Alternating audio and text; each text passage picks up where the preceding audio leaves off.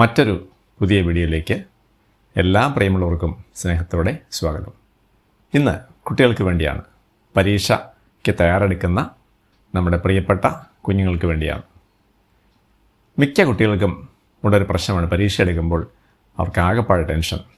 എങ്ങനായിത്തീരും, പഠിച്ചൊക്കെ ആ സമയത്ത് ഓർക്കാൻ പറ്റുമോ, പരീക്ഷയ്ക്ക് എഴുതാൻ പറ്റുമോ, പരീക്ഷ നല്ല മാർക്ക് അല്ലെങ്കിൽ നല്ല ഗ്രേഡ് വാങ്ങിക്കാൻ പറ്റുമോ എന്നൊക്കെ ഉള്ളൊരു ആത്മവിശ്വാസക്കുറവ് മിക്ക കുട്ടികൾക്കും ഉള്ളതായിട്ട് കാണുന്നുണ്ട്.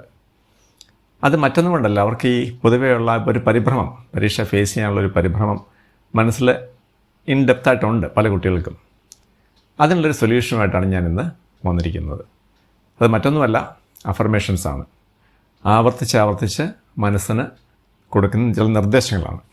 ഞാൻ എൻ്റെ ഡീറ്റെയിൽസ് എല്ലാം ഡിസ്ക്രിപ്ഷൻ ബോക്സിനകത്ത് കൊടുത്തേക്കാം. നിങ്ങൾക്കത് പ്രിൻ്റ് ഔട്ട് എടുത്തിട്ട് കുട്ടികൾക്ക് പറയാൻ വേണ്ടി കൊടുക്കാവുന്നതാണ്.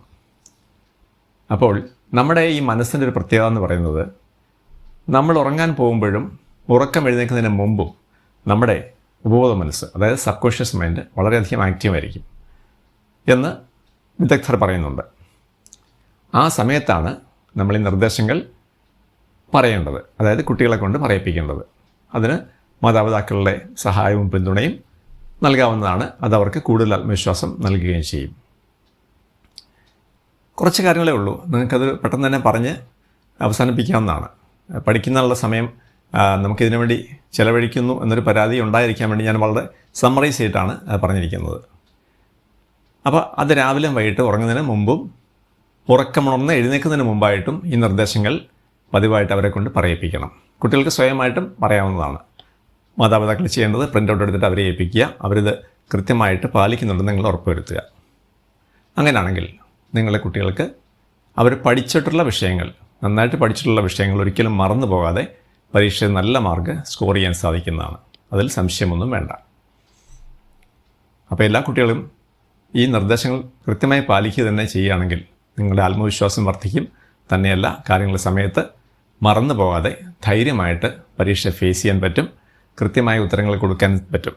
അതുകൊണ്ട് എല്ലാ കുട്ടികളും ഇത് ഫോളോ ചെയ്യുക. എല്ലാ കുട്ടികൾക്കും എൻ്റെ വിജയാശംസകൾ. നിങ്ങൾക്ക് എല്ലാം നല്ല ഭാവി നേരുന്നു. നന്നായിട്ട് പരീക്ഷ എഴുതുക, ജീവിതത്തിൽ ഉയർന്നു വരിക. നിങ്ങൾ പറയേണ്ട അഫർമേഷൻസ് ഞാൻ എൻ്റെ ഡിസ്ക്രിപ്ഷൻ ബോക്സിനകത്ത് കൊടുത്തിട്ടുണ്ട്. വളരെ ചുരുക്കിയാണ് കൊടുത്തിരിക്കുന്നത്.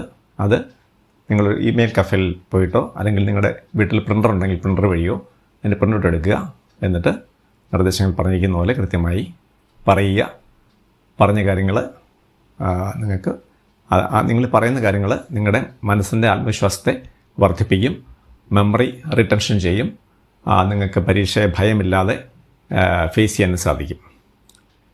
അത് ഉറപ്പായ കാര്യമാണ്. നിങ്ങളതിൽ വിശ്വസിക്കുക, പറയുക, പ്രാക്ടീസ് ചെയ്യുക, ഫോളോ ചെയ്യുക.